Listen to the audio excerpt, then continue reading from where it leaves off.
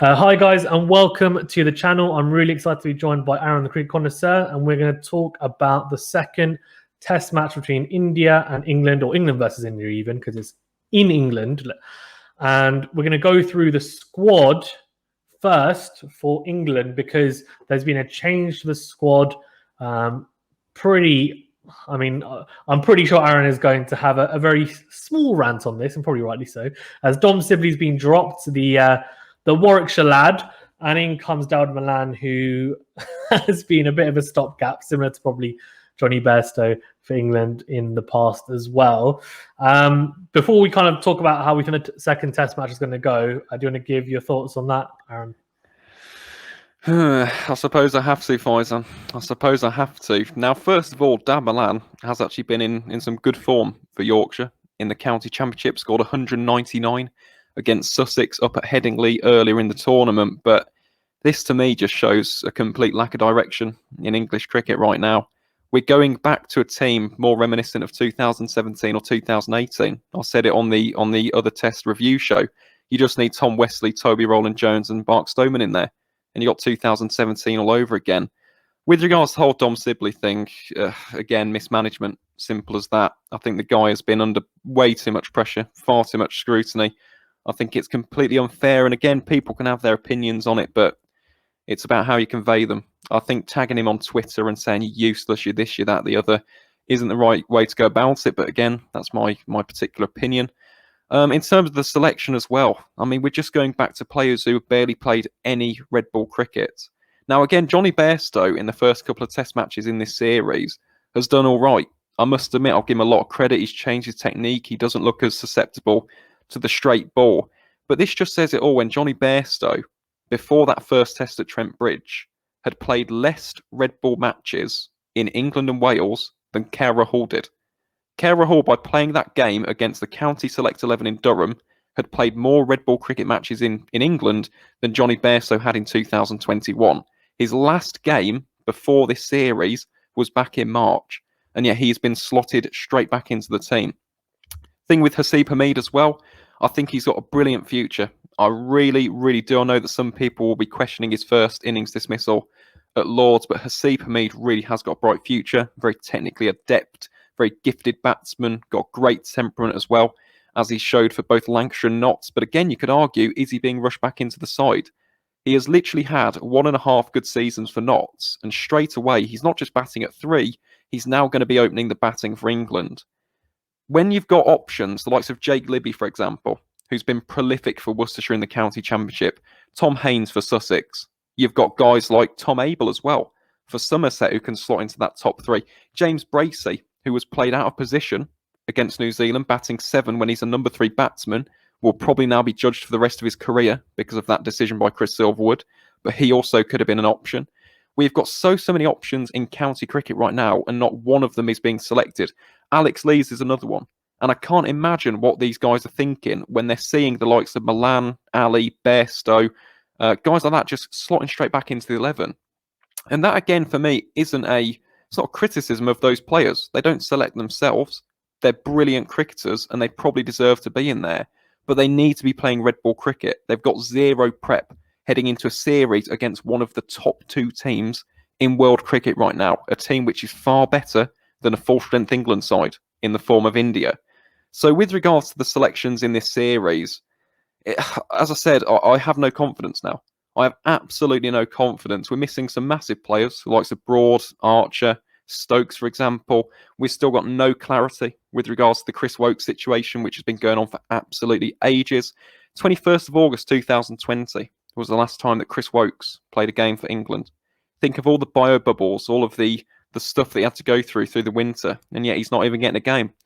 And the key thing there as well, he had an opportunity to play for Warwickshire, played a couple of white ball matches, and then all of a sudden he's got a bruised heel, which has kept him out for a month. That's a bruised heel, with the greatest of respect, doesn't keep you out for that long. And if there is something more serious, we need to be told. We need to be told as Warwickshire fans as well, because we've got the county championship running in September. So no Chris Woakes. The treatment of Jack Leach as well, and Dom Best. Dom Best just getting released from the squad halfway through the series. Jack Leach is another one. who has done absolutely nothing wrong for England, continuously carrying drinks, not playing matches, will now go and be released for Somerset, which is good for Somerset fans, but again, it's mistreatment. And you look at I called it a 4-year plan that England had, very similar to the one that Andy Flower put in place in 2009. And of course, that's not a direct comparison with regards to the personnel. Andy Flower had the likes of Alistair Cook, Andrew Strauss, Kevin Peterson, Jonathan Trott, Bell, Collingwood, Pryor. I could list that entire 11. But we had a vision built around the likes of Dom Sibley, built around the likes of Ollie Pope, built around the likes of Dan Lawrence, built around the likes of Zach Crawley. That vision's gone.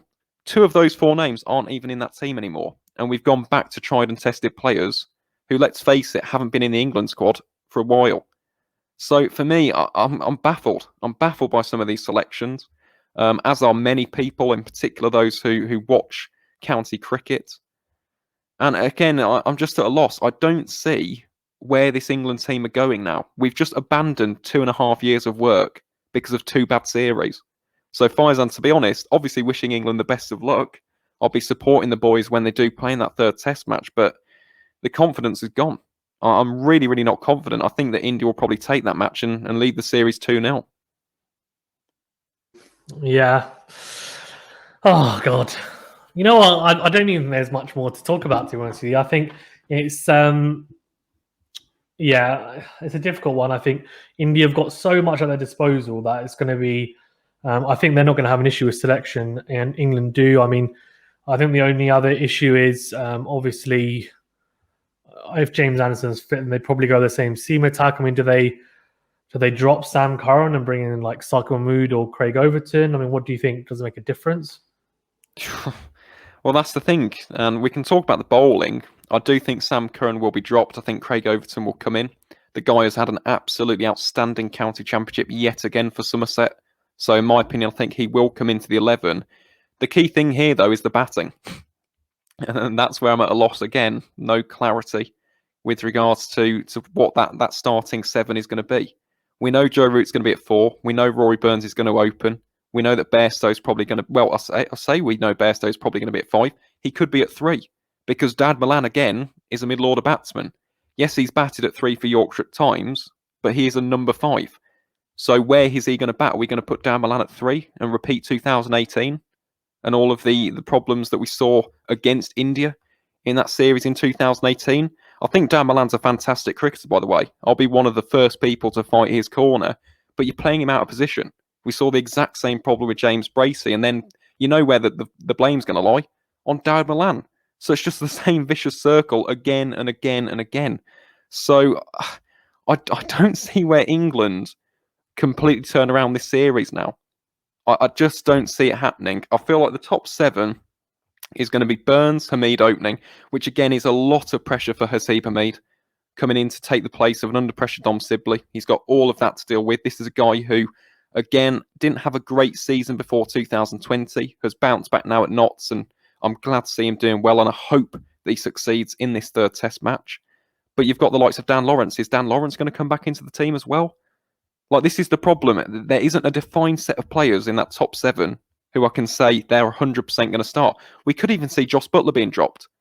That is where we are now at in English cricket. Johnny Bairstow could take the gloves, and we're none the wiser. We're just going to have to wait and see what England come up with. So, with regards to the selection, as I said, I'm just not really that confident, Faizan. I'd love to be proved wrong. I would love to watch this footage back after that 3rd test and it be England 1-1. I'd love nothing more than that, but I just don't have the confidence or the assurance to say that. Yeah, it's interesting.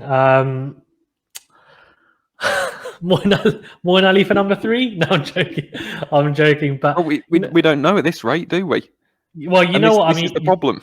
We've selected a load of middle-order batsmen, and again, if one of these players doesn't succeed at number 3, we know there's going to be a load of media scrutiny for them. And that's what I'm saying, that the cycle continues to happen again and again and again, and we're trapped. We're trapped.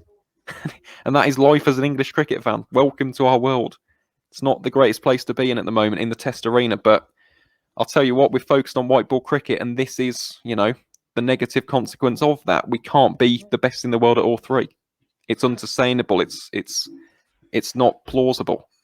So we're just going to have to deal with it as English cricket fans and hope, fingers crossed, as I said, I'd love to be proved wrong, but hope that these selections can actually come to some fruition and score some runs for us. Yeah, no, I agree. I think it's, does Ollie Pope come in? Dan Lawrence? I mean, there's just... Ollie Pope has been injured, and then he's come back for 3 games for Surrey, struggled to find any form at all, got bowled out for a 3-ball duck against Durham. And again, this is the thing, I keep on mentioning mismanagement, and I'm sorry, Faizan, for drilling this point into the absolute ground, but this is a key example of it. Ollie Pope shouldn't be in that England squad right now. He is not in the best frame of mind. He's not in the greatest of form. He's just come back from a real major injury. And he's not exactly scoring runs for fun for Surrey. He should be taken out of the limelight. We all know Ollie Pope is a fantastic cricketer with a great future if utilised correctly. But we aren't utilising him correctly, just as we didn't utilise Dom Bess or Zach Crawley or Dom Sibley. And again, it's this cycle repeating. And we need answers. It's as simple as that. But we'll have to wait and see at the end of the series. Yeah, I agree. It's going to be an interesting 3rd test match. I actually said 2nd test match at the start of this, so I just correct myself, 3rd test match. Probably because the 1st test match was not very memorable for me anyway at Trent Bridge. No, thank you very much, Aaron, though, for being on. I do appreciate it. I mean, it sounds like you're going with India, obviously, to win this one. I think it's pretty difficult to disagree. Yeah, let's see how it goes. I mean, you never know. You do never know. And I think showed a bit of fight, obviously, in the second one. But I think they need the stars to align a little bit, I think, because they're in a whole heap of trouble at the moment with selection and everything else around it. Yeah, thank you very much, though, again. And please do check out Aaron on the County Cricketer on all good podcast platforms and also on Twitter as well. Thank you again, Aaron, and I'll see you guys on the next video. Please do remember to hit the like button to the video and also subscribe if you haven't already. Thank you very much.